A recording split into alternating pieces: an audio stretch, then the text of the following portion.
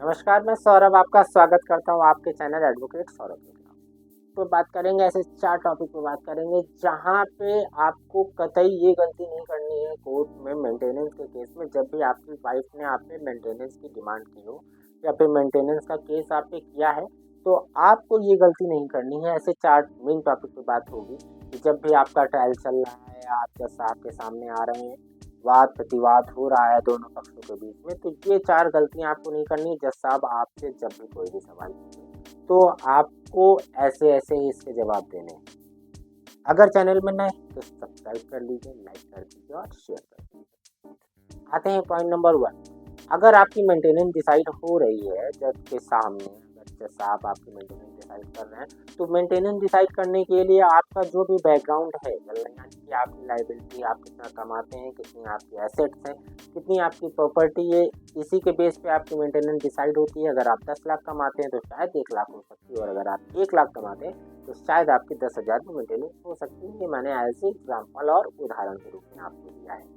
लेकिन आपको गलती ये नहीं करनी है कि जब भी आपकी मेंटेनेंस के केस में आप पे केस चल रही है और आपकी वाइफ भरण पोषण की डिमांड कर रही है आपसे, तो आप जहाँ तक हो सके जो भी आपकी डॉक्यूमेंट्री प्रॉपर्टी है उसको तो ठीक है, लेकिन एक्स्ट्रा कोई प्रॉपर्टी को बढ़ा चढ़ा के आपको नहीं बताना है कि आप कमाते 10,000 हैं, आप 20,000 30,000 बता दें। आप जितना सीमित हो सकते हैं अपना कम को कम बताएं।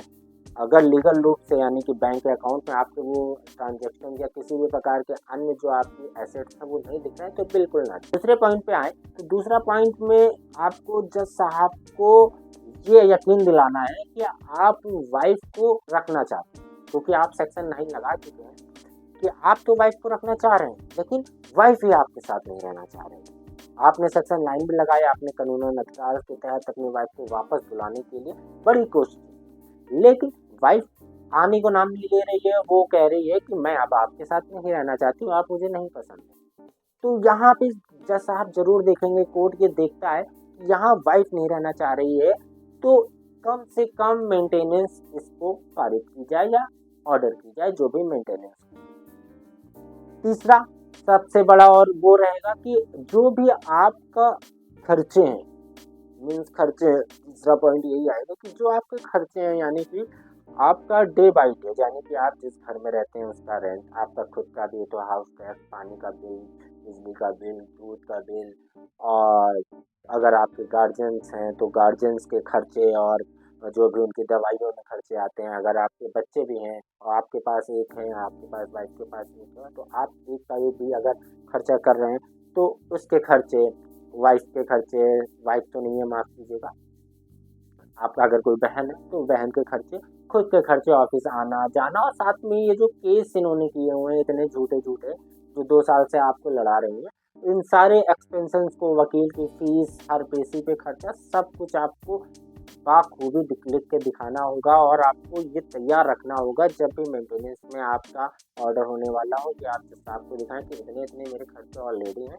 तो यहाँ मैं मेंटेनेंस दूँ तो कैसे दूँ। ये आपका तीसरा टॉपिक रहेगा। चौथा और लास्ट सबसे मेन टॉपिक ये रहेगा कि कभी भी आप मेंटेनेंस देने को हाँ मत करिए। अगर जैसा आप 5 लाख कह रहे हैं कि दे देंगे चल जाएगा वन टाइम, या फिर इसको तोड़ के 12-12 आ जाए तो फिर आप 6 साल दे दीजिए या 8 साल दे दीजिए, और आपने कह दिया हाँ, तो ऐसा नहीं, क्योंकि ऐसा अगर आप एक बार हाँ कर देंगे तो 1 साल 2 साल बाद ही आपकी वाइफ वापस जाएगी, एक पिटीशन डालेगी कि अब मेरा इतने में गुजारा बत्ता नहीं हो पा रहा, इस मेंटेनेंस को बढ़ाइए। ये भी हो सकता है आपके साथ। इसलिए आप कभी भी मेंटेनेंस जो भी जज साहब कह रहे हैं उस पर ना करिए, और कोशिश करिएगा जो भी आपका अमाउंट जज साहब कह रहे हैं उसका आधा ही आप हाँ करिए, क्योंकि देना तो आपको पड़ेगा नहीं। तो इसलिए उसका अमाउंट आप कोशिश करिए कि आधा रखिए। वो 10 लाख कह रहे हैं आप 5 लाख करिए, 5 लाख कह रहे हैं 2.5 लाख करिए। और अगर कोई निम्न परिवार से आता है, गरीब परिवार से आता है, तो उसकी 1 लाख 2 लाख की मेंटेनेंस बनती है तो आप 50,000 करिए कि मैं रेडी लगाने वाला आदमी कहाँ से दूंगा, इतने पैसे कहाँ से लाऊंगा, खुद रेडी लगा के मैं 400 रुपये 300 रुपये की दिहाड़ी करता, इनको 50,000 1 लाख रुपये 1 लाख कहाँ से। तो ये 4 ऐसे पॉइंट जो मेन रहेंगे आपकी मेंटेनेंस के केस के बचाव में। ऐसे ही वीडियो देखने के लिए चैनल में बने रहें।